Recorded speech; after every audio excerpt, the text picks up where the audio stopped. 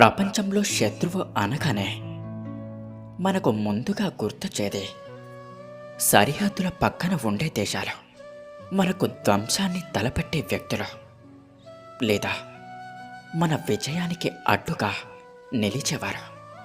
కానీ జీవన ప్రయాణంలో వాస్తవిక శత్రువు ఎక్కడో బయట ఉండడు.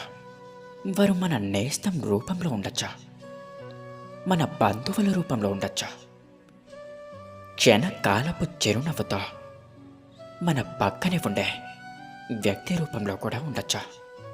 అంతేకాదు, వారు మన కుటుంబంలో, మన ఇంట్లోనే ఉండొచ్చు.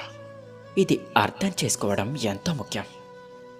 అసలు శత్రువు అంటే ఎవరు?